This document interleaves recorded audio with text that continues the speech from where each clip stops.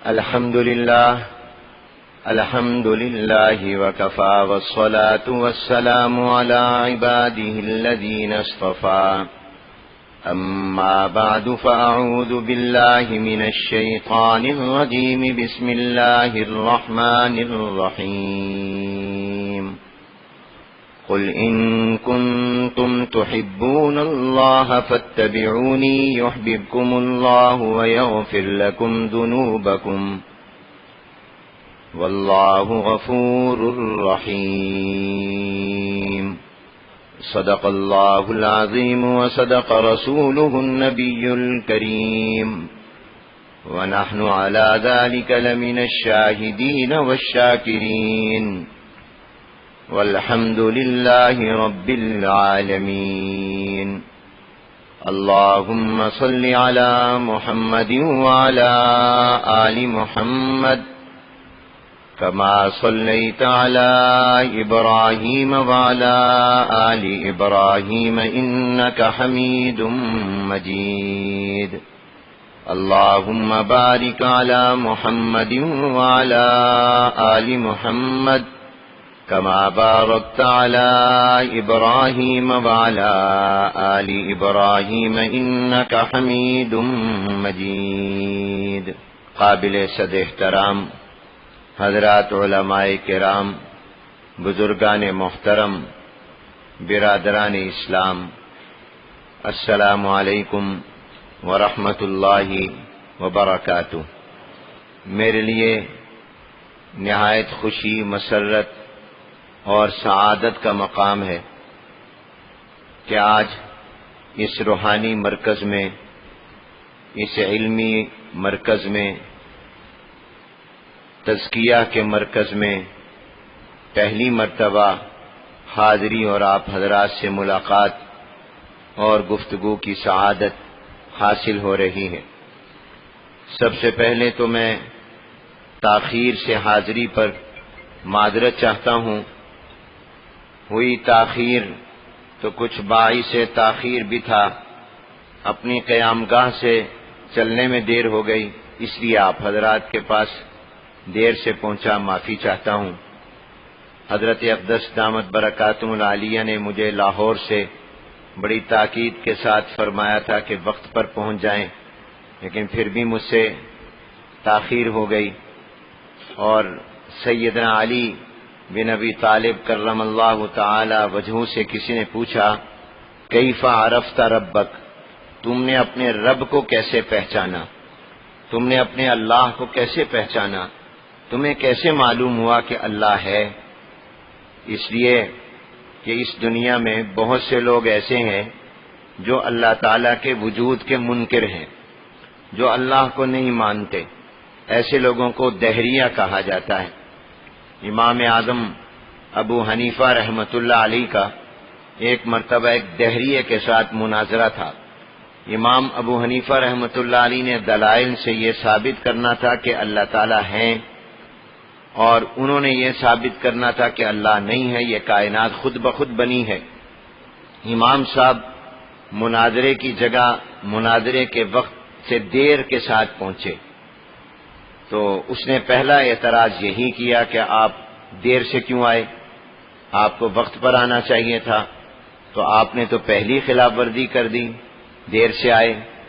تو امام صاحب نے کہا کہ وجہ یہ ہوئی کہ میرے اور یہاں کے درمیان راستے میں دریا آتا تھا. جب میں دریا کے کنارے پہنچا تاکہ میں دریا کو عبور کر کے اس جگہ تک آؤں، تو وہاں کوئی کشتی نہیں تھی، اور میں تیرنا نہیں جانتا تھا. مجھے کشتی کا انتظار تھا کہ کشتی آئے گی، میں بیٹھوں گا، وہ دوسرے کنارے پہنچا دے گی. وہ دیر سے آئی، تو بلکہ دیر سے بنی. فرمایا کہ کشتی تھی نہیں، ایک درخت لگا ہوا تھا دریا کے کنارے، وہ درخت ٹوٹا، اس کے تختے بنے، اس کی کشتی بنی، کھیلیں لگیں، وہ دریا میں داخل ہوئی، اور میرے پاس جب وہاں میں جہاں کھڑا تھا وہاں آئی، تو یہ ذرا دیر لگ گئی. اس وجہ سے پھر وہ میں بیٹھا تو خود بخود چل پڑی، اور اس نے مجھے اس کنارے پہنچا دیا. تو اس مناظر نے کہا کہ یہ آپ کس کو میرے مقابلے کے لیے لائے ہیں؟ ان کی تو عقل ہی ٹھیک نہیں لگتی. کیا ایسا ممکن ہے کہ ایک درخت اگر ٹوٹے اور گرے تو اپنے آپ اس میں سے تختے بن جائیں، ان میں کیلیں لگ جائیں اور جناب وہ کشتی کی شکل اختیار کر لے، وہ خود بخود دریا میں داخل ہو جائے اور کوئی چلانے والا ملاح نہ ہو اور ان کو وہ اس طرف پہنچا دے؟ یہ تو عقل ماننے کو تیار نہیں. تو امام صاحب رحمت اللہ علیہ کھڑے ہوئے، فرمایا بھی آج کے مناظرے کا فیصلہ ہو گیا، تم ہار گئے ہم جیت گئے. اس لیے کہ اگر تمہاری عقل یہ ماننے کو تیار نہیں کہ ایک کشتی بغیر بنانے والے کے خود بخود بنے، تو پھر یہ 7 آسمان، 7 زمینیں، یہ پہاڑ، یہ دریا، یہ سمندر، یہ چاند، سورج، ستارے، یہ انسان، یہ سارا نظام یہ خود بخود کیسے بن گیا؟ اگر کشتی بغیر بنانے والے کے نہیں بنتی تو پھر کائنات کا بھی کوئی بنانے والا ہے. تو فرمایا کہ ہم جیت گئے. تو بہرحال ایسے لوگ موجود ہیں جو اللہ کے وجود کے منکر ہیں. تو حضرت علی رضی اللہ تعالیٰ عنہ سے کسی نے پوچھا کیف عرفت ربک؟ بعض لوگ کہا کرتے ہیں کہ اگر اللہ ہے تو نظر کیوں نہیں آتا؟ اللہ نظر کیوں نہیں آتا؟ نظر آنا چاہیے، ہر موجود چیز نظر آنی چاہیے. جبکہ یہ دعویٰ اور اصول ہی غلط ہے کہ ہر موجود چیز مری ہو. میں اور آپ کتنی ایسی چیزیں ہیں جن کے وجود کو مانتے ہیں مگر وہ ہمیں نظر نہیں آتی. تو یہ کہنا کہ جو چیز بھی موجود ہوگی وہ نظر ضرور آئے، اگر نظر نہیں آتی تو گویا اس کے وجود کا انکار کر دیا جائے، یہ اصول غلط ہے، یہ ضابطہ ہی غلط ہے. میں اور آپ کتنی ایسی چیزیں مانتے ہیں جو نظر نہیں آتی. مثلا آپ سے میرا سوال ہے، آپ حضرات میں عقل ہے؟ جن میں ہے وہ جواب دے دیں، جن میں نہیں ہے وہ جواب نہ دیں. کیوں بھئی آپ میں عقل ہے؟ دکھاؤ دکھاؤ کہاں ہے؟ اب آپ سب میں الحمدللہ عقل ہے، اللہ نے اس کی نعمت عطا کی، مگر نظر نہیں آتی. تو معلوم ہوا کہ ہر موجود چیز کا نظر آنا ضروری نہیں ہے. جو چیز موجود ہو وہ نظر آئی یہ کوئی ضروری نہیں ہے. آپ میں عقل ہے، اللہ نے یہ نعمت عطا کی ہے، مگر نظر نہیں آتی. ہم سب میں الحمدللہ روح ہے، تبھی تو ہم زندہ ہیں. لیکن اگر کوئی کہے مجھے روح دکھاؤ، کہاں ہے روح؟ تو آپ اور میں دکھا نہیں سکتے. دودھ کے اندر مکھن ہوتا ہے، اب اس مکھن کو نکالے بغیر کوئی کہے، آپ کہیں جی اس دودھ میں مکھن ہے، وہ کہے دکھاؤ، جب تک آپ اس کو مشین یا عمل نہ کریں اس کے بغیر بھی تو موجود ہے نا. کوئی کہے مجھے دکھاؤ، اب وہ نظر تو نہیں آتا. اب دودھ میں مکھن ہے مگر نظر نہیں آ رہا. تو معلوم ہوا کہ ہر موجود چیز کا نظر آنا ضروری نہیں ہے. اللہ ہے. اب یہ کہنا کہ اگر اللہ تعالیٰ ہے تو مجھے نظر کیوں نہیں آتے؟ نظر نہیں آتے تو اللہ ہے ہی نہیں، یہ بات غلط ہے. اللہ ہے، ہاں نظر آنے والوں کو نظر بھی آتا ہے. ساؤتھ افریقہ میں حضرت مولانا مفتی محمود صاحب گنگوہی رحمت اللہ علیہ، اس پر پورا کلام ہے، ان کی نظم ہے. ان سے کسی نے یہی پوچھا کہ اللہ نظر تو آتا نہیں، تو انہوں نے کہا تمہیں نظر نہیں آتا، مجھے تو ہر ذرے ذرے میں اللہ نظر آتا ہے.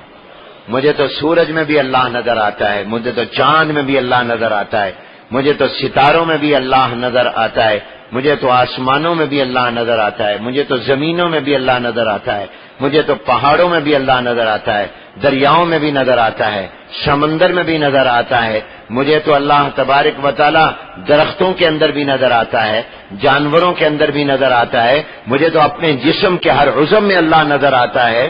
تمہیں نہیں آتا، مجھے تو نظر آتا ہے. مجھے تو صبح بھی آتا ہے، دوپہر بھی، شام بھی، دن بھی، رات بھی، ہر لمحے ہر سیکنڈ میں اللہ نظر آتا ہے. مجھے تو امام اعظم ابو حنیفہ کی فقاہت میں بھی اللہ نظر آتا ہے. مجھے تو امام مالک، امام شافعی، امام احمد بن حنبل رحمہم اللہ کی فقاہت میں بھی اللہ نظر آتا ہے. مجھے تو امام بخاری کے علم حدیث میں بھی اللہ نظر آتا ہے، امام ترمذی، امام ابو داؤد، ان سب کے علم میں اللہ نظر آتا ہے. شاہ عبد القادر جیلانی کی روحانیت میں بھی اللہ نظر آتا ہے. یہ سب چیزیں اللہ نے ان کو دی ہیں. مجھے تو ہر جگہ اللہ نظر آتا ہے، ذرے ذرے میں نظر آتا ہے. تمہیں نظر نہیں آتا. دیکھنے والوں کو اللہ ہر جگہ نظر آتا ہے، ہر وقت نظر آتا ہے. وہ ذرے ذرے میں جلوہ گر ہے مگر کوئی دیدہ ور نہیں ہے. وہ ایک شاعر کہتا ہے تو دل میں تو آتا ہے، سمجھ میں نہیں آتا. بس میں جان گیا تیری پہچان یہی ہے. تو دل میں تو آتا ہے سمجھ میں نہیں آتا، بس میں جان گیا تیری پہچان یہی۔ تو اللہ تو ہے، نظر آنے والوں کو ہر لمحے نظر آتا ہے۔ یہ جتنا بھی نظام ہو رہا چل رہا ہے یہ سب اللہ کے طاقت اور قدرت سے تو چل رہا ہے۔ جس کا تعلق اللہ سے مضبوط ہو جاتا ہے اس کو اپنے اٹھنے بیٹھنے میں، سونے جاگنے میں، کھانے پینے میں، ہر سانس میں اللہ نظر آتا ہے، ہر سانس میں اللہ نظر آتا ہے۔ تو میں یہ عرض کر رہا تھا کہ پوچھا گیا حضرت علی رضی اللہ کیف عرفت ربک، آپ نے اپنے رب کو کیسے پہچانا؟ تو سیدنا علی کرم اللہ تعالی وجہہ نے فرمایا عرفت ربی بفسخ العزائم، میں نے اللہ کو پہچانا اپنے پکے ارادوں کے ٹوٹنے کے ساتھ۔ اور یہ جو مربی ہوتا ہے، مربی کا اور معلم کا سب سے بڑا کام ہی اللہ کی پہچان کرانا ہوتا ہے۔ یہ اللہ والے جو ہوتے ہیں یہ کس کی پہچان کراتے ہیں؟ اللہ کی پہچان، اللہ سے تعلق۔ ابھی میں سنا رہا تھا، شام کے عالم تھے شیخ گفتارو رحمت اللہ علیہ، بڑا پیارا جملہ انہوں نے فرمایا لولا المربی لما عرفت ربی، اگر میرا مربی نہ ہوتا تو مجھے اپنے رب کا پتہ بھی نہ چلتا۔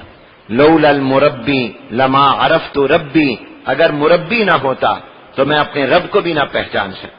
تو اللہ تبارک و تعالی کا یہ بھی نظام ہے کہ انسان ایک ارادہ کرتا ہے کہ میں نے یہ کام فلاں وقت کرنا ہے، نہیں کر سکتا، تیاری کرتا ہے، رات کو سوچتا ہے صبح اٹھ کر اتنے بجے یہ کروں گا، مگر نہیں کر سکتا۔ معلوم ہوتا کوئی طاقت ہے جو وہ چاہتی ہے وہ ہوتا ہے، جو آپ اور میں چاہتے ہیں وہ نہیں ہوتا۔ میں یہ پکا ارادہ کر کے سویا کہ میں نے حضرت کے فرمان کے مطابق ٹھیک 12 بجے پہنچ جانا ہے، مگر نہ پہنچ سکا۔ ناشتہ 10:30 کر لینا ہے، ناشتہ ہی 11:30 ملا۔ تو اس طرح پر یہ عرفت ربی بفسخ العزائم، یہ ارادوں کا ٹوٹنا بھی اللہ کی پہچان کا ذریعہ ہے، اللہ کی معرفت کا ذریعہ ہے۔ میں نے ایک مرتبہ حضرت مولانا سلیم اللہ خان صاحب رحمت اللہ علیہ، جو ہمارے بہت ہی محسن تھے، وفاق المدارس کے صدر تھے، میں نے ایک مرتبہ ان سے عرض کیا حضرت یہ وقتاً فوقتاً پریشانیاں آتی رہتی ہیں اور حکومتیں مدارس کے خلاف کئی اقدامات کا اعلان کرتے رہتے ہیں، قانون سازیاں کرتے رہتے ہیں، تو کئی مرتبہ بہت پریشان ہو جاتا ہوں۔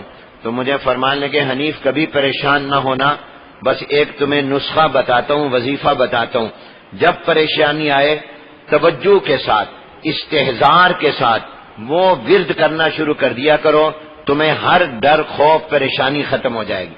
میں نے کہا حضرت کیا؟ فرمایا بس یہ کیا کرو جب کوئی پریشانی آئے تو کہا کرو ما شاء اللہ کان وما لم یشاء لم یکن، جو اللہ چاہے گا وہ ہوگا، جو اللہ نہیں چاہے گا وہ نہیں ہوگا، کچھ نہیں ہوگا۔ یوں فرماتے تھے کچھ نہیں ہوگا، ما شاء اللہ کان وما لم یشاء لم یکن۔ اس کو اپنا وظیفہ بنا لو، جب کبھی کوئی پریشانی، کاروبار میں نقصان یا کوئی پریشانی آپ کے سامنے آئے، فوراً اس کو پڑھ لو اور توجہ کے ساتھ پڑھ لو، معنی پر غور کر کے، ما شاء اللہ کان وما لم یشاء لم یکن، جو اللہ چاہے گا وہ ہوگا، جو اللہ نہیں چاہے گا وہ نہیں۔ تو یہ ساری بات تو اس پر چل پڑی کہ دیر سے آیا، تاخیر ہوئی، اور عرفت ربی بفسخ العزائم۔ میں نے اپنی زندگی میں اب تک بہت سے اللہ والوں کی زیارت کی ہے، خیر المدارس کی برکت سے، جامعہ خیر المدارس ملتان، اور اپنے دادا استاد العلماء حضرت مولانا خیر محمد صاحب جالندری رحمت اللہ علیہ، جو حکیم الامت مجدد الملت والدین حضرت مولانا محمد اشرف علی تھانوی رحمت اللہ علیہ کے اجل خلیفہ تھے۔ تو ان کی برکت سے ہم نے بچپن سے ہی خیر المدارس میں بہت سے اللہ والوں کو آتا جاتا دیکھا، ان کی زیارت کی، اور الحمدللہ اپنی آنکھوں کو ٹھنڈا کیا۔ بہت سو کے ابھی تک تمام چہرے دل میں دماغ میں راسخ ہیں، لیکن یقین کیجئے کہ میں نے جتنے بھی بزرگوں کو دیکھا اور ان کے ساتھ محبت بھی ہوئی، لیکن اتنی جلدی اور اتنی زیادہ محبت ایک ہی ملاقات اور ایک نظر میں کسی سے اگر ہو گئی تو وہ ہمارے شاہ فیروز عبداللہ میمن صاحب ہیں کہ یہ خیر المدارس تشریف لائے، بس ہم ان کے دیوانے ہو گئے اور اللہ نے ان کے دل میں ہماری محبت ڈال دی۔ میں بڑا حیران ہوں، مجھے اب تک یہ سمجھ نہیں آتا، بڑے بڑے میں نے بزرگ دیکھے، مگر واقعہ یہ ہے کہ ان کے ساتھ جو محبت کا تعلق قائم ہو گیا وہ عجیب و غریب ہے. اللہ تعالیٰ اس کو زندگی کے آخری سانس تک بھی باقی رکھے اور اللہ تعالیٰ اس تعلق کی وجہ سے جنت میں بھی جمع فرمائے. میں نے جو آیت مبارکہ پڑھی اس کی روشنی میں چند باتیں اختصار کے ساتھ عرض کرتا ہوں. یہ ربیع الاول کا مبارک اور مقدس مہینہ ہے اور اس ماہ مبارک میں عظیم ہستی آئی ہے اور وہ ہستی ہے امام الانبیاء رحمت عالم حضرت محمد الرسول اللہ صلی اللہ علیہ وآلہ وسلم کی، جن کے بارے میں ایک شاعر نے کہا کہ ہوتا نہ تیرا نور گر کچھ بھی نہ ہوتا جلوہ گر، ہوتا نہ تیرا نور گر کچھ بھی نہ ہوتا جلوہ گر، تیرے سبب یہ سب بنا صلی علی محمد. جناب نبی کریم حضور اکرم صلی اللہ علیہ وسلم کی برکت سے یہ سب کچھ بنا ہے. یہ جو آپ کی اور میری نسبت ہے، جن اکابر اور بزرگوں کے ساتھ نسبت ہے، ان تمام نسبتوں کا اصل مرکز سرچشمہ تو جناب نبی کریم رحمت عالم حضور اکرم صلی اللہ علیہ وسلم ہے. یہ ساری نسبتیں جا کر ملتی اور جمع ہوتی ہیں حضور علیہ السلام کے ساتھ. آپ کے کراچی میں سمندر ہے نا، تو کتنے آ کر دریاؤں کا پانی اس میں گرتا ہے، کتنی نہروں کا پانی اس میں گرتا ہے، کیا کچھ گرتا ہے. تو اس طرح مثال سے سمجھ لو یہ جتنی بھی کائنات میں نسبتیں ہیں، ان تمام نسبتوں کا مرکز اور سرچشمہ جو ہیں وہ جناب نبی کریم رحمت عالم حضرت محمد الرسول اللہ صلی اللہ علیہ وآلہ وسلم ہے. حضور علیہ السلام وہ عظیم الشان ہستی ہیں کہ جو خود بھی اعلیٰ ہیں اور جس کی نسبت حضور علیہ السلام سے ہو جائے وہ بھی اعلیٰ ہو جاتا ہے. صرف ہمارا یہ ایمان اور عقیدہ نہیں ہے کہ حضور علیہ السلام سب سے اعلیٰ ہیں، بلکہ اس ایمان کا اظہار بھی کر لو، میں کروایا کرتا ہوں، ذرا محبت پیدا ہو جاتی ہے اور پتہ بھی چل جاتا ہے. تو آپ سارے میرے ساتھ کہہ دیں سب سے اعلیٰ حضور علیہ السلام کی صورت. کوئی زبان خاموش نہ رہے، جو جواب دیں میں دعا کرتا ہوں اللہ ان سب کو جنتی بنا دینا، ان کو مکہ مدینہ دکھا دینا، حضور علیہ السلام کی شفاعت نصیب فرما دینا، گنبد خضرا کے نظارے کرا دینا، جنت میں حضور کی رفاقت نصیب فرما دینا، حوض کوثر پر حضور کے مبارک ہاتھوں پانی کا پیالہ نصیب فرما دینا. تو ذرا میرے ساتھ کہیے حضور اکرم صلی اللہ علیہ وسلم کی صورت سب سے اعلیٰ، حضور علیہ السلام کی سیرت، حضور علیہ السلام کا چہرہ انور، حضور علیہ السلام کا سر مبارک، حضور علیہ السلام کے سر مبارک کے بال، وفرا لما جمہ بالوں کی یہ تینوں قسمیں، حضور علیہ السلام کا پیشانی مبارک، حضور علیہ السلام کے ابرو، حضور علیہ السلام کی آنکھیں، حضور علیہ السلام کی آنکھوں کی پلکیں، حضور اکرم صلی اللہ علیہ وسلم کے رخسار مبارک، حضور علیہ السلام کا ناک مبارک، حضور علیہ السلام کے ہونٹ مبارک، حضور علیہ السلام کے دندان مبارک، حضور اکرم صلی اللہ علیہ وسلم کی داڑھی مبارک، حضور اکرم صلی اللہ علیہ وسلم کا سینہ مبارک، حضور علیہ السلام کا پیٹ مبارک، حضور علیہ السلام کا سر کے بال سے پاؤں کے تلووں تک کا پورا وجود، حضور علیہ السلام کے ہاتھ مبارک، حضور علیہ السلام کے ہاتھوں کی انگلیاں، حضور علیہ السلام کی کمر مبارک، حضور کی کمر مبارک پر مہر نبوت، جناب نبی کریم حضور اکرم صلی اللہ علیہ وسلم کے چلنے کا طریقہ، حضور علیہ السلام کے سونے کا طریقہ، حضور علیہ السلام کے بیٹھنے کا طریقہ، حضور علیہ السلام کے جاگنے کا طریقہ، حضور اکرم صلی اللہ علیہ وسلم کی عبادت کا طریقہ، حضور علیہ السلام کی نماز کا طریقہ، حضور کے بیت اللہ کے طواف کا طریقہ، حضور اکرم صلی اللہ علیہ وسلم کے حج کا طریقہ، حضور علیہ السلام کے عمروں کا طریقہ، حضور علیہ السلام کے عرفات مزدلفہ کی دعائیں، جناب نبی کریم حضور اکرم صلی اللہ علیہ وسلم کے صدقہ و خیرات اور سخاوت کا طریقہ، حضور علیہ السلام کی دعوت اور تبلیغ کا طریقہ، حضور علیہ السلام کے جہاد کا طریقہ، حضور علیہ السلام کی مکہ المکرمہ کی زندگی، حضور علیہ السلام کی مدینہ طیبہ کی زندگی، حضور علیہ السلام کی اعلان نبوت سے پہلے 40 سالہ زندگی، اعلان نبوت کے بعد کی زندگی، حضور اکرم صلی اللہ علیہ وسلم کی مکے کی زندگی، حضور علیہ السلام کی مدینہ طیبہ کی زندگی، حضور علیہ السلام کی رات کی زندگی، حضور کی دن کی زندگی، حضور علیہ السلام کی صبح، حضور کی دوپہر، حضور علیہ السلام کی شام، حضور علیہ السلام کے کھانے اور پینے کا طریقہ، جناب نبی کریم حضور اکرم صلی اللہ علیہ وسلم کے پڑھانے کا طریقہ، حضور علیہ السلام کے تزکیے کا انداز، حضور علیہ السلام کے سمجھانے کا طریقہ، جناب نبی کریم حضور اکرم صلی اللہ علیہ وسلم پر اترنے والا قرآن کریم،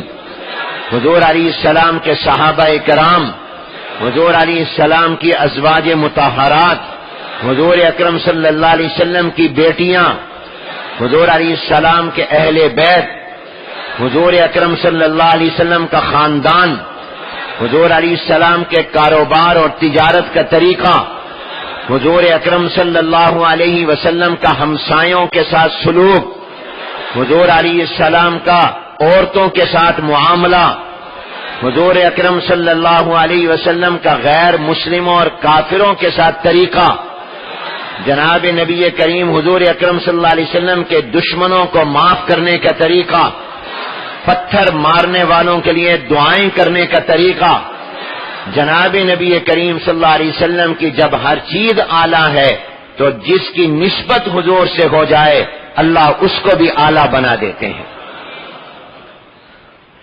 حضور علیہ السلام کی نسبت بھی سب سے اعلیٰ ہے۔ بس مجھے یہی میری گفتگو کا عنوان ہے، حضور کی نسبت سب سے اعلیٰ ہے۔ اللہ ہمیں نصیب فرما دے۔ وہ کیسے ہوگی میں عرض کرتا ہوں۔ دیکھیے پہلے ذرا اسی مضمون کو ذہن میں بٹھانے کے لیے عرض کرتا ہوں۔ جناب نبی کریم حضور اکرم صلی اللہ علیہ وسلم کے مدینہ طیبہ میں آنے سے پہلے یہ شہر دنیا کے نقشے میں موجود تھا یا نہیں؟ سوال جواب ہوتے ہیں، ذرا جواب دے دیں۔ موجود تھا۔ اس کا نام کیا تھا؟ یثرب۔ دنیا کے نقشے میں، عرب کے علاقے میں، حجاز میں یہ شہر پہلے سے موجود تھا۔ اس کا نام یثرب تھا۔ یہ شہر دنیا میں تھا، مگر جب امام الانبیاء جناب نبی کریم حضور اکرم صلی اللہ علیہ وسلم یہاں تشریف لائے اور حضور علیہ السلام کے پاؤں مبارک اس شہر کی مٹی کو لگے اور حضور علیہ السلام نے اس کو اپنا شہر بنایا، اللہ کے فرمانے پر آپ نے یہاں رہنے کا فیصلہ کیا اور اللہ نے مکے سے آپ کو یہاں پر بھیجا، تو اس کی نسبت ہو گئی حضور علیہ السلام کے ساتھ۔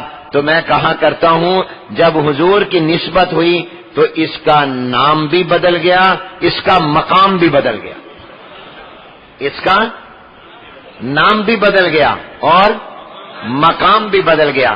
نام تو یہ بدلا کہ پہلے یثرب تھا تو حضور نے فرمایا اب اس کا نام یثرب نہیں ہے، اس کو یثرب نہ کہنا، اب اس کو مدینہ طیبہ کہنا، اب اس کو مدینہ منورہ کہنا، اب اس کو مدینۃ النبی کہنا، اب اس کو مدینۃ الرسول کہنا، اب اس کو مدینہ پاک کہنا۔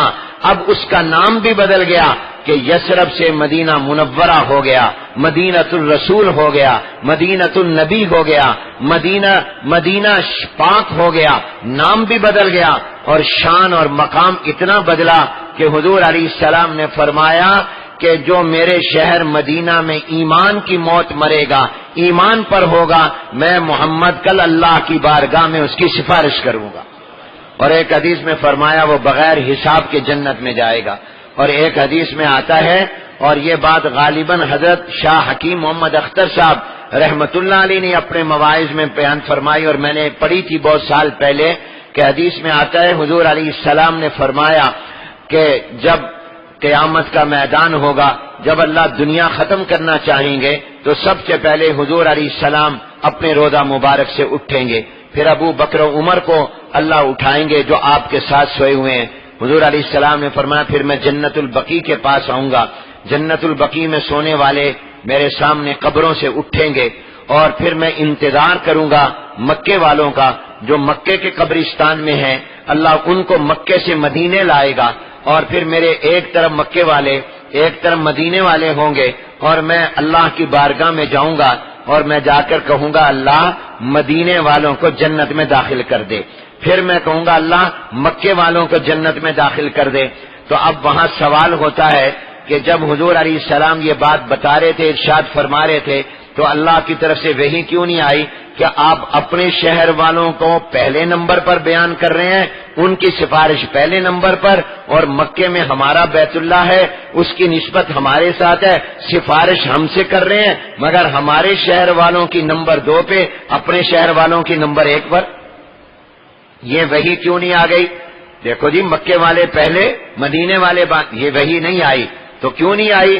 اللہ نے فرمایا میرے محبوب آپ جس میں راضی ہیں ہم بھی اس میں راضی ہیں، کیونکہ ہم نے کہا تھا وَلَسَوْفَ يُعْطِيكَ رَبُّكَ فَتَرْضَىٰ، ہم اتنا دیں گے کہ آپ کو راضی۔ اگر آپ کی خوشی اس میں ہے کہ مدینے والے جنت میں پہلے جائیں، مکے والے اس کے بعد جائیں، تو ہم بھی اس پر راضی ہیں، اس لیے کہ مکہ بھی ہمارا شہر ہے، مدینہ بھی ہمارا شہر ہے۔ حضرت رابعہ بصریہ رحمت اللہ علیہ ہاں کو ایک مرتبہ خواب میں اللہ کا دیدار ہوا، تو انہوں نے اللہ تعالیٰ سے ایک سوال کیا کہ اللہ میرے دل میں آپ کی محبت بھی ہے، اور میں آپ کی محبت میں راتوں کو جاگتی بھی ہوں، عبادت بھی کرتی ہوں، آپ کو رو رو کر مناتی بھی ہوں، دعائیں بھی کرتی ہوں، لیکن میرے دل میں حضور علیہ السلام کی بھی محبت ہے، اور کبھی کبھی مجھے یوں لگتا ہے کہ میرے دل میں آپ کی محبت سے بھی زیادہ حضور کی محبت ہے۔ یعنی اللہ سے کہہ رہی ہیں کہ آپ کی محبت مجھے کبھی کبھی کم لگتی ہے، حضور کی محبت زیادہ لگتی ہے، تو اس سے کہیں میرا ایمان تو خطرے میں نہیں پڑ گیا؟ تو اللہ نے فرمایا رابعہ پریشان نہ ہو، جو تیرے دل میں حضور کی محبت کبھی زیادہ تجھے لگتی ہے، ہماری کم لگتی ہے، تو حضور کی محبت بھی ہماری محبت ہی ہے، وہ محبت بھی ہماری محبت ہی ہے، کیونکہ تم حضور سے محبت ہماری وجہ سے کرتی ہو کہ وہ ہمارے نبی ہیں، ہمارے پیغمبر ہیں، ہم نے ان کو نبی بنا کر بھیجا ہے۔ تو حضور کی محبت اور اللہ کی محبت 2 چیزیں نہیں ہیں، ایک ہی ہے۔ حضور کی محبت بھی در حقیقت کس کی محبت ہے؟ اللہ کی محبت۔ اللہ کی مخلوق سے محبت بھی اللہ خالق کی محبت ہے، کیونکہ آپ اس لیے کرتے ہیں کہ یہ مخلوق اللہ نے بنائی ہے۔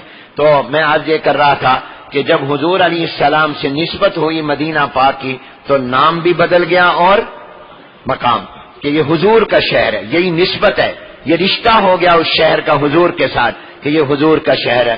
آپ بتاؤ، آپ کو لندن جانے کی، آپ کو پیرس جانے کی، آپ کو امریکہ جانے کی، دنیا کے خوبصورت ملکوں علاقوں میں جانے کی تمنا ہے یا مدینے اور مکے جانے کی تمنا ہے؟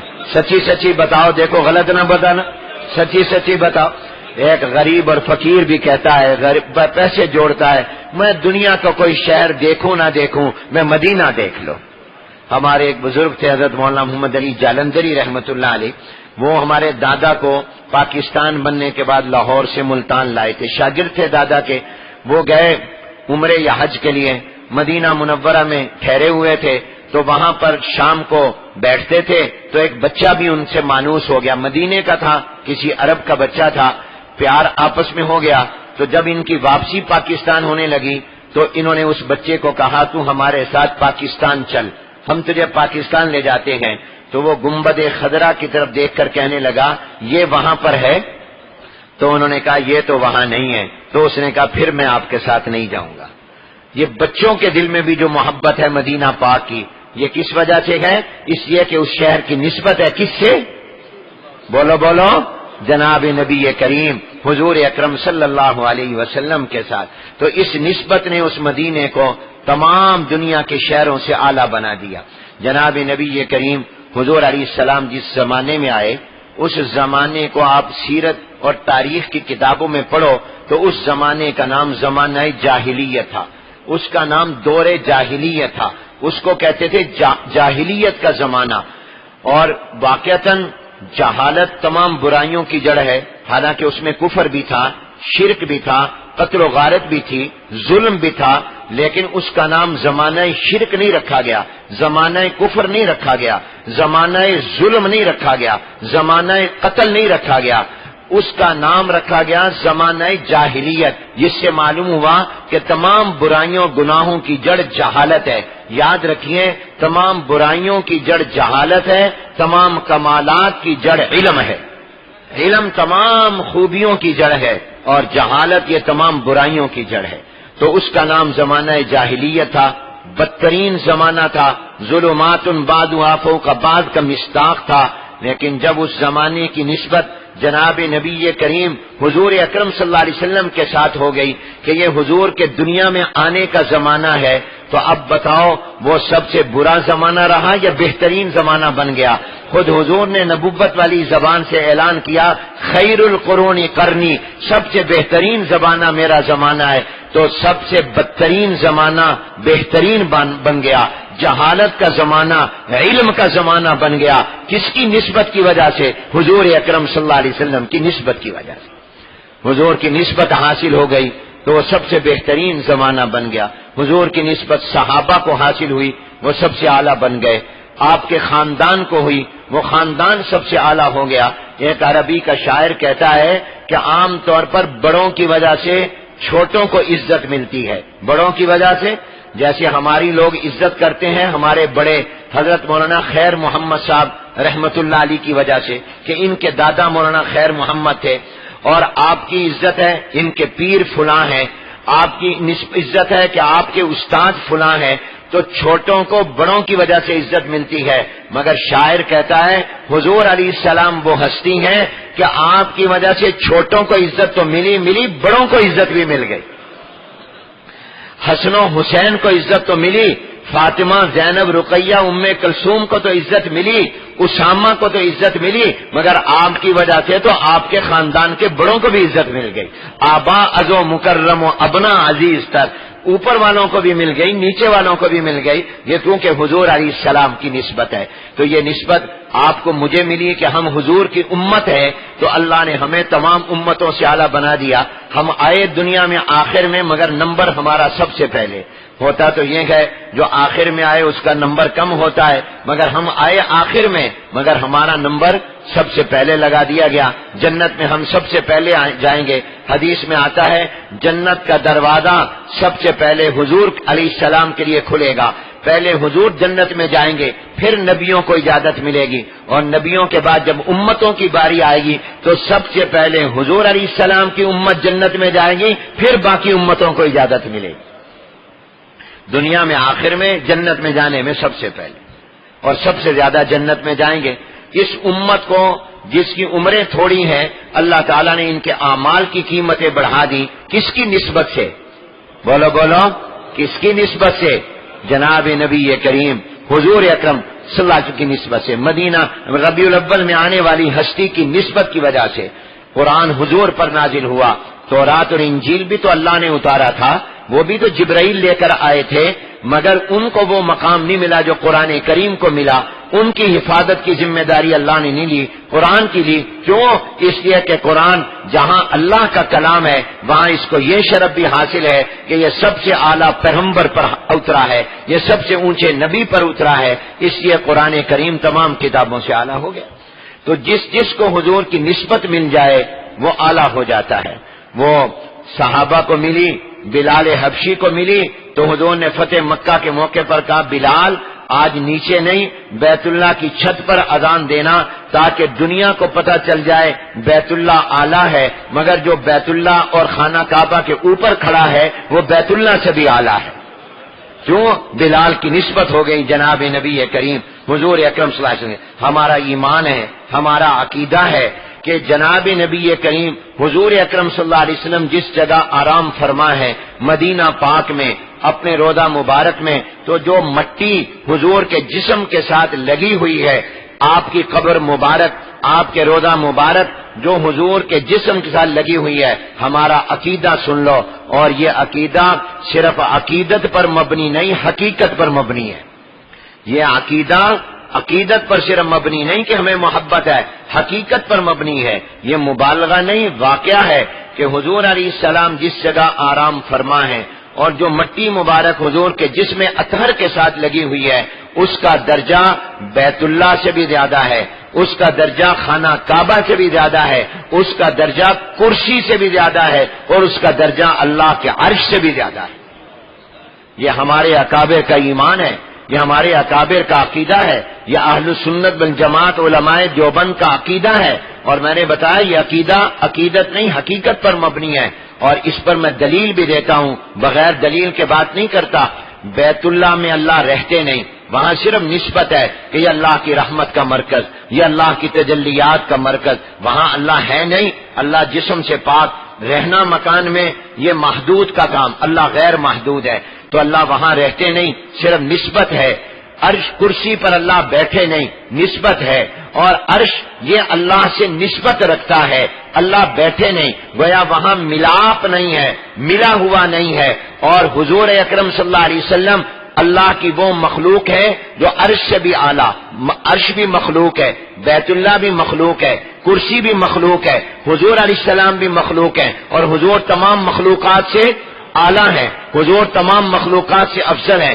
جب حضور اعلیٰ ہے تمام مخلوقات سے، تو آپ پھر کرسی سے بھی اعلیٰ، آپ عرش سے بھی اعلیٰ، کیونکہ وہ مخلوق ہیں، اور وہاں اللہ بیٹھے رہتے نہیں ہیں، صرف نسبت ہے، اس کے اندر ملاپ نہیں ہے، وہ ٹچ نہیں کر رہا، اور یہاں اعلیٰ ہستی کا جسم مبارک اس مٹی کے ساتھ لگا ہوا ہے، یہاں نسبت نہیں اتصال ہے، یہاں ملاپ ہے، اس لیے اس مٹی کا درجہ اللہ کے عرش سے بھی زیادہ ہے، کرسی سے بھی زیادہ ہے۔ اس لیے میں کہا کرتا ہوں جب اس مٹی کا درجہ عرش سے بھی زیادہ ہے جو حضور کے جسم کے ساتھ لگ گئی، تو ان حدیثوں کا، ان اعمال کا، ان اقوال و افعال کا کیا اونچا مرتبہ ہوگا جو حضور کے اندر سے نکلے ہیں، کیونکہ حدیث تو حضور کے اندر سے نکلی، حضور علیہ السلام کی سنتیں تو حضور کے اندر سے نکلی، حضور اکرم صلی اللہ علیہ وسلم کے اعمال تو حضور کے جسم مبارک سے نکلے، حضور کے ارشادات تو حضور کے اندر سے نکلے ہیں۔ تو جب مٹی کا مرتبہ اتنا اونچا ہے تو حضور کے ارشادات کا، حضور کے اقوال کا، حضور علیہ السلام کے افعال و اعمال کا مرتبہ کتنا اونچا ہوگا، سبحان اللہ۔ تو میں یہ عرض کر رہا ہوں کہ حضور سے نسبت ہو گئی، یہاں تو نسبت ہی نہیں اتصال ہو گیا، تو یہ چیزیں اتنی اعلیٰ ہو گئیں، تو اب معلوم یہ ہوا کہ حضور علیہ السلام سے جس چیز کی نسبت ہو جائے اس کو بھی اللہ اعلیٰ بنا دیتا ہے، حضور بھی اعلیٰ، حضور کی نسبت جس کو مل جائے وہ بھی اعلیٰ۔ اب مجھے اور آپ کو بس یہ لب لباب ہے، حضور کی نسبت کیسے مل سکتی ہے۔ اب میں اس کو عرض کر دوں، حضور کی نسبت حاصل کرنے کا طریقہ اپنی پوری زندگی کے دن رات کے اعمال میں وہ حضور علیہ السلام کی سنت اور طریقے ہیں۔ جب بھی ہم کوئی کام حضور کی سنت پر کر لیں گے تو وہاں حضور کی نسبت آ جائے گی، جب وہ نسبت آ جائے گی تو وہ اعلیٰ بن جائے گا۔ اب 3 جملے عرض کرنے لگا ہوں، اس کو اپنے لوہے قلم پر لکھ لیجئے، اکابر بزرگوں کے ہمارا کچھ نہیں، جو کچھ ہے بزرگوں کا ہے۔ حضور علیہ السلام کا طریقہ، حضور علیہ السلام کی سنت اتنی اعلیٰ ہے کہ اگر آپ اور میں اپنی زندگی میں اس کو لے آئیں، اپنے کاموں اور طریقوں میں لے آئیں، تو ہماری عادت عبادت بن جائے گی، دنیا کا کام دین بن جائے گا، طبیعت کا تقاضا شریعت بن جائے گا۔ بس یہ 3 لفظ یاد رکھو، اگر تم چاہتے ہو میری عادت عبادت بن جائے، میری طبیعت کے تقاضے شریعت بن جائیں، اور میرے دنیا کے کام بھی دین بن جائیں، تو اس کا طریقہ یہ ہے کہ تم جو کام بھی کرو وہ حضور علیہ السلام کے طریقے پر اور سنت کے مطابق کر لو، اس سے تمہاری دنیا دین بن جائے گی، عادت عبادت بن جائے گی، طبیعت کے تقاضے شریعت بن جائیں گے۔ مثال، آپ کھانا کھاتے ہیں یا نہیں کھاتے؟ کوئی بھوک ہڑتال تو نہیں ہے؟ کھاتے نا؟ سچی سچی بتانا، دیکھو غلط نہ کہنا، آپ نے جب کھانا کھاتے ہیں تو اس کو آپ دین کا کام سمجھتے ہیں یا دنیا کا؟ دیکھو سچی سچی بتانا، آج میری تقریر جو ہے نا کہہ دینا دین کا، اس کو دنیا کا کام سمجھ لو۔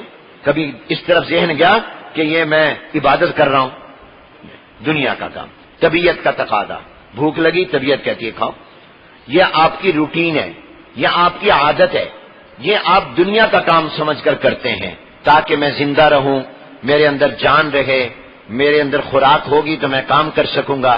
لیکن میرے پیارے بھائیوں، اگر ہم کھانا اس طرح پر کھائیں کہ پہلے اپنے ہاتھوں کو دھو لیں اور پھر ہم بیٹھ کر کھانا کھائیں اور بسم اللہ الرحمن الرحیم پڑھ کر کھانا شروع کریں اور کھانے کے اخیر میں دعا پڑھ لیں، الحمدللہ الذی اطعمنا وسقانا وجعلنا مسلمین، یہ وجعلنا من المسلمین لفظ نہیں ہے، معنی اگرچہ ٹھیک ہے مگر حدیث میں الفاظ وجعلنا مسلمین ہے۔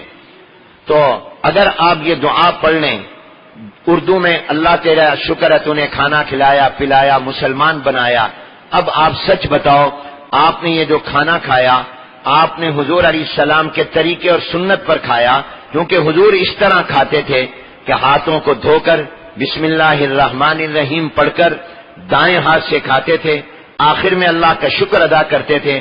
اب بتاؤ یہ کھانا عادت رہے گا یا عبادت بن جائے گا؟ یہ طبیعت کا تقاضا رہے گا یا شریعت بن جائے گا؟ یہ دنیا کا کام شمار ہوگا یا دین شمار ہوگا؟ اس کو یہ دائیں جانے والا فرشتہ آپ کے میرا نامہ اعمال میں عبادت لکھے گا، دنیا میں بھی اللہ اس پر اجر دے گا اور آخرت میں دے گا۔ نماز پر اجر ملے گا، اس کھانا کھانے پر بھی اجر ملے گا، کیونکہ آپ نے اس کھانے میں نسبت آ گئی سرور کائنات جناب نبی کریم حضور اکرم صلی اللہ علیہ وسلم کی۔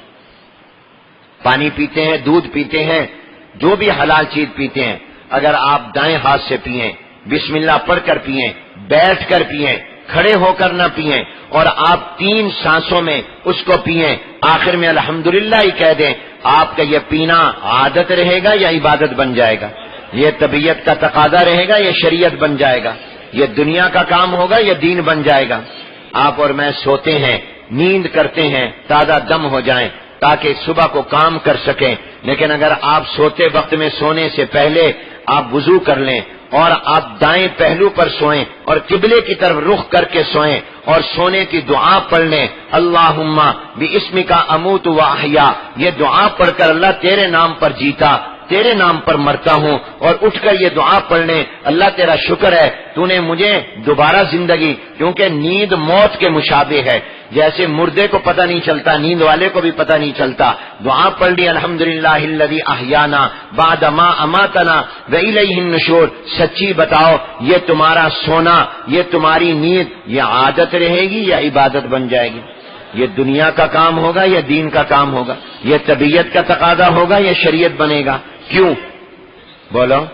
7 والے بیڈ پر سونے والے کی نیند عبادت نہیں بن رہی، آپ کی بن رہی ہے، دونوں میں فرق کیا ہے؟ وہ ایسے ہی سو گیا اور آپ حضور کی سنت کے مطابق سوئے، آپ کا سونا ہی بن۔ آپ کی بیٹی آئی، گھر میں آئی، آپ گھر میں بیٹھے تھے، مدرسے سے پڑھ کر آئی، شادی ہو گئی، ملنے آئی، آپ اپنی بیٹی کے آنے پر کھڑے ہو گئے، محبت سے آپ نے بیٹی کو پیار کیا، یہ آپ کا کھڑا ہونا اور بیٹی کو پیار کرنا یہ عادت بن جائے گا یا عبادت بن جائے گا؟ یہ دنیا یا دین؟ کیوں؟ حضور علیہ السلام جب بیٹی فاطمہ آتی تھی، حضور کی بیٹی لخت جگر سیدہ فاطمہ الزہرا رضی اللہ تعالیٰ عنہ آتی تھی، حضور کھڑے ہو جایا کرتے تھے۔ اگر آپ کا یہ خیال ہو کہ میں اس لیے کھڑا ہو رہا ہوں کہ حضور کھڑے ہوتے تھے، تو آپ کا یہ کھڑے ہونا بھی عبادت بن جائے گا۔ آپ اپنے بچوں کو پیار کرتے ہیں، گھر جاتے ہیں، فوراً بچہ بھاگا آتا ہے، ابو ابو ابو، آپ اس کو اٹھاتے ہیں، چومتے ہیں، اور اگر آپ کے ذہن میں یہ ہو کہ میں اس لیے چوم رہا ہوں کہ حضور بچوں سے پیار کرتے تھے، حضور حسن و حسین کو، سیدنا حسن سیدنا حسین رضی اللہ تعالیٰ عنہ کو چومتے تھے، پیار کرتے تھے، حضور نے فرمایا بچوں سے پیار کرو، آپ کا یہ پیار کرنا عادت رہے گا یا عبادت بن جائے گا؟ یہ طبیعت ہوگا یا شریعت بن جائے گا؟ یہ دنیا کا کام ہوگا یا دین بن جائے گا؟ آپ بیوی کا حق ادا کر رہے ہیں، ماں باپ کی خدمت کر رہے ہیں، اور اولاد ماں باپ کی خدمت کر رہی ہے اور بیوی خامند کی خدمت کر رہی ہے، نیت یہ کر لے کہ حضور نے فرمایا ہے، اللہ کا حکم ہے، تو آپ بتائیے تمام خدمت کے تمام طریقے صورتیں یہ عادت رہیں گی یا عبادت بن جائیں گی؟ یہ طبیعت رہیں گی یا شریعت بن جائیں گی؟ اور آپ جب یہ کریں گے تو قرآن میں اللہ کہتا ہے کہ اگر تم میرے محبوب کی پیروی کرو گے تو میں تمہیں اپنا محبوب بنا لوں گا۔ تم مجھ سے محبت کا دعویٰ کرتے محب تھے، تم میرے محبوب کے محبوب طریقے اپنا لو، اب تم مجھ سے محبت نہیں کرو، میں خدا تم سے محبت کروں گا۔ پہلے تم محب تھے، اب میں تمہیں محبوب بنا لوں گا، 2 نعمتیں دوں گا، یحببکم اللہ، تمہیں محبوب بنا لوں گا، ویغفر لکم ذنوبکم، تمہارے گناہ بھی بخش دوں گا۔ محبوبیت مل جائے گی، مغفرت مل جائے گی۔ کتنا آسان، یہ مشکل کام ہے، اس پر پیسے لگتے ہیں؟ بولو، پیسے لگتے ہیں؟ میں ایک بات دل میں اللہ نے ڈالی، عرض کر دوں، بدعتوں پر پیسے لگتے ہیں، سنتوں پر پیسے نہیں لگتے۔ بدعتوں پر پیسے لگتے ہیں، سنتوں پر۔ بدعتیں مشکل ہیں، سنتیں مشکل نہیں ہیں۔ بدعتوں میں مشقت ہے، سنتوں میں مشقت نہیں ہے۔ ابھی آپ دیکھیں ربیع الاول آ رہا ہے، اب کتنے لوگ چراغاں کریں گے، جھنڈیاں لگائیں گے، پیسے لگیں گے کہ نہیں لگیں گے؟ بولو، مفت میں آ جائیں گے؟ پیسے لگیں گے۔ اور اگر تم حضور کی سنتیں اپناؤ گے اس میں پیسے لگیں گے؟ کوئی مر جاتا ہے، اب سنت یہ ہے کہ قرآن پڑھ کر بخشو۔ کوئی فوت ہو گیا، اب تم نے نماز پڑھی، نیت کرو اللہ میرے ماں باپ کو اس کا ثواب پہنچا دے۔ نفلی عبادت کر لو، کہو اللہ اس کا ثواب میرے ماں باپ کو پہنچا دے۔ صدقہ خیرات کرو، ثواب کرو۔ لیکن اگر میں کہوں بھئی سوئم کرو، چہلم کرو، دسواں کرو، تیجا کرو، دیگیں پکاؤ، پیسے لگیں گے کہ نہیں لگیں گے؟ معلوم ہوا بدعتوں پر پیسے لگتے ہیں، سنتوں پر سبحان اللہ، کیونکہ ہمارا نبی امیروں کا بھی نبی ہے، غریبوں کا بھی نبی ہے۔ اس نے کہا میں ایسا دین لایا ہوں جو آسان ہے، یرید اللہ بکم اليسر ولا یرید بکم العسر، الدین یسر۔ امام بخاری نے باب قائم کیا الدین یسر، دین آسان ہے۔ تو جب دین آسان ہے، دین جو نبی لایا وہ آسان طریقے بتائے گا، اس کو پتا ہے امیروں نے بھی دین پر عمل کرنا، غریبوں پر بھی، تو میں سنتیں طریقے وہ اختیار کروں جس پر غریب بھی عمل کرے، امیر بھی عمل کرے، ثواب امیر کو بھی ملے، غریب کو بھی ملے۔ اس لیے حضور علیہ السلام نے بدعتوں والی وہ مشکل چیزیں نہیں، آسان چیزیں بتائی ہیں تاکہ آپ بھی میں بھی سارے اس پر عمل کر سکیں۔ فرمایا یہ سوئم کی ضرورت نہیں، چہلم کی ضرورت نہیں، برسی کی ضرورت نہیں، دسویں کی ضرورت نہیں، اور تمہیں یہ چیزوں کی ضرورت نہیں، بس تمہارا زندگی کا اٹھنا بیٹھنا، اوڑھنا بچھونا ویسے بن جائے جیسے میرا ہے اور اللہ کہہ رہے میرے محبوب کا ہے، تو تم کامیاب دنیا میں بھی اور آخرت میں بھی۔ کوئی مشکل بھی نہیں، کوئی پیسہ بھی خرچ نہیں، محنت مشقت بھی نہیں، تمہاری دنیا دین بن جائے گی، عادت عبادت بن جائے گی، طبیعت شریعت بن جائے گی۔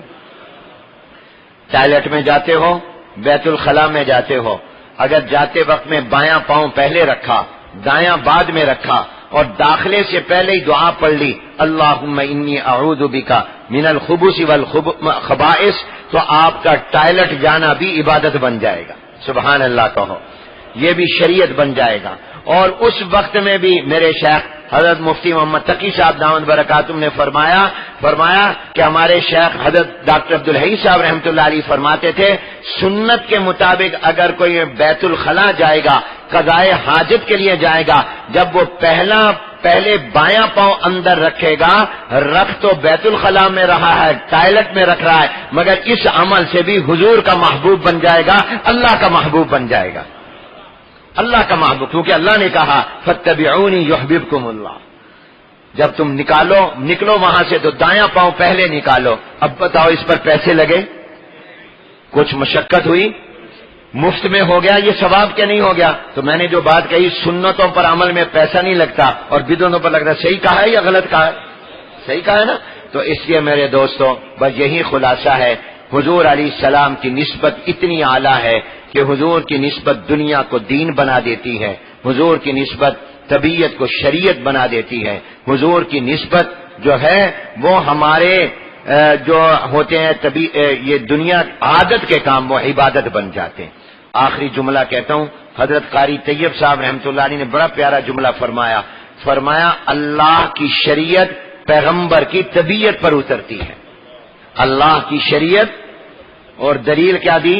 قرآن میں اللہ نے فرمایا، یہ دلیل تو حضرت نے نہیں بیان کی، شاید حضرت نے بھی بیان کی، یہ جو میں عرض کر رہا ہوں حضرت کا یہ جملہ ہے کہ اللہ کی شریعت پیغمبر کی طبیعت پر اترتی ہے، اور یہ دریا بکوزہ ہے، اور دلیل یہ دی کہ اللہ تعالیٰ کے پیغمبر چاہتے تھے، شروع میں قبلہ بیت المقدس تھا، مسجد اقصی تھی، حضور چاہتے تھے بیت اللہ ہو جائے، مسجد حرام ہو جائے، تو اللہ تعالیٰ نے فرمایا میرے محبوب آپ گھبرائے نہیں، پریشان نہ ہو، فَلَنُوَلِّيَنَّكَ، ہم عنقریب آپ کے لیے قبلہ بدل دیں گے۔ تو کہا فَلَنُوَلِّيَنَّكَ قِبْلَةً، آگے جملہ آگے اللہ نے اتارا تر، سارے پڑھ لو، سارے پڑھو تاکہ دل میں اترے، بات سمجھ آئے۔ اللہ نے کہا میرے محبوب ہم قبلہ بدل دیں گے۔ اب اگر اللہ اتنا کہتا ہم قبلہ بدل دیں گے بیت المقدس کی بجائے بیت اللہ بنا دیں گے، مسجد اقصی کی بجائے مسجد حرام بنا دیں گے، اتنا بھی کافی تھا۔ حضور کی شان، مقام، عظمت معلوم ہو جاتی کہ کتنا حضور کا مقام ہے کہ اللہ نے حضور کی دعا قبول کر کے قبلہ بدل دیا، بیت المقدس کی بجائے بیت اللہ بنا دیا، مسجد اقصی کی بجائے مسجد حرام بنا دیا۔ نہیں بلکہ اللہ نے اتنا نہیں کہا فَلَنُوَلِّيَنَّكَ الْقِبْلَةَ، ہم قبلہ بدل دیں گے، فَلَنُوَلِّيَنَّكَ الْكَعْبَةَ، ہم کعبہ بدل دیں گے، نہیں کہا فَلَنُوَلِّيَنَّكَ قِبْلَةً، آگے کا تَرْضَاهَا، جس کو تو چاہتا ہے، جس کو تو پسند کرتا ہے اس کو ہم قبلہ بنا دیں گے۔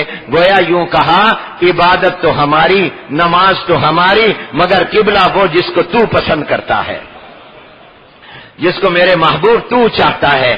تو اس پر قاری طیب صاحب نے فرمایا معلوم اللہ کی شریعت، اللہ کا حکم پیغمبر کی طبیعت پر اترتا ہے، پیغمبر جس چیز کو پسند کرتا ہے اللہ اس کو شریعت بنا دیتا ہے، اس کو کیا بنا دیتا ہے؟ شریعت بنا دیتا ہے۔ تو حضور نے جس کو پسند کیا، جو طریقہ کی اختیار کیا، وہ اب شریعت بن گیا، وہ عبادت بن گیا۔ میں کہا کرتا ہوں میں اور آپ نیکی کے محتاج، میں اور آپ عبادت کے محتاج، اور حضور اتنے اعلیٰ ہے کہ نیکی بننے میں حضور کی محتاج۔ حضور جو کام کریں گے وہ پہلے نیکی نہیں ہوگا، حضور نے کیا تو نیکی بن گیا۔ تو آج ارادہ کرو ہم سارے سنت کے مطابق زندگی گزاریں گے، معلومات کرو کہ سنتیں کیا ہیں۔ ہر کام میں دکان پر جاؤ سب سے پہلے تالا کھولتے ہوئے بسم اللہ پڑھو، اندر داخل ہو السلام علیکم ورحمۃ اللہ، گھر آؤ السلام علیکم ورحمۃ اللہ، گھر سے جاؤ السلام علیکم ورحمۃ اللہ وبرکاتہ۔ یہ سنتیں عام کرو، سنتوں پر کچھ نہیں خرچ ہوتا، کوئی مشقت نہیں، مگر تمہاری پوری زندگی عبادت بن جائے گی۔ وآخر دعوانا ان الحمدللہ رب العالمین۔ دیر سے آنے پر بھی معافی، اور یہ آپ کو تاخیر کر دی اور لمبا بیان کر دیا، اور آپ کے یہاں نماز کا وقت 1:15 تھا تو معاف کر دینا۔ آپ مجھ سے ناراض تو نہیں ہے؟ بولو راضی ہے؟ چلو ملتان سے آیا تھا، اتنا تو حق بنتا تھا، 10-15 منٹ لے لیے، اللہ قبول فرما۔ یہ اس جگہ کی برکت ہے، حضرت کا فیض ہے کہ اللہ نے یہ دل میں باتیں ڈال دیں، اور میرے ذہن میں جو تھا وہ اللہ ڈالتا رہا اور میں آگے آپ کو سناتا رہا، اللہ قبول فرما لے۔ الحمدللہ رب العالمین والصلاة والسلام علی سید الانبیاء والمرسلین، اللہم انت السلام ومنک السلام والیک یرجع السلام، تبارکت ربنا وتعالیت یا ذا الجلال والاکرام۔ اے اللہ اس حاضری کو اپنی بارگاہ میں قبول فرما، اے اللہ ماہ ربیع الاول کی برکتیں نصیب فرما، جناب نبی کریم حضور اکرم صلی اللہ علیہ وسلم کی سنتوں کا نور عطا فرما، شرک سے بھی محفوظ فرما اور بدعات سے بھی محفوظ فرما۔ اے اللہ اس مرکز کو آباد فرما، اس کے فیض کو عام و تام فرما۔ اے اللہ ہمارے حضرت کی عمر میں، حیات طیبہ میں برکت پیدا فرما، ان کے سایہ عاطفت کو ہمارے سروں پر تادیر قائم دائم رکھ۔ حضرت کے صاحبزادے، خاندان اور جتنے بھی حضرت سے وابستہ لوگ ہیں سب کو اللہ قبول فرما۔ اے اللہ تزکیہ کے اس مرکز کو، روحانیت کے اس مرکز کو قبول فرما، ہر ایک کو بافیض بھی بنا، باکیف بھی بنا، ہر ایک کو بافیض بھی بنا، باکیف بھی بنا۔ اے اللہ ہمارے گناہوں کو معاف فرما دیجئے، ہم سے راضی اور خوش ہو جائیے، ہماری دنیا قبر آخرت کو اچھا کر دیجئے۔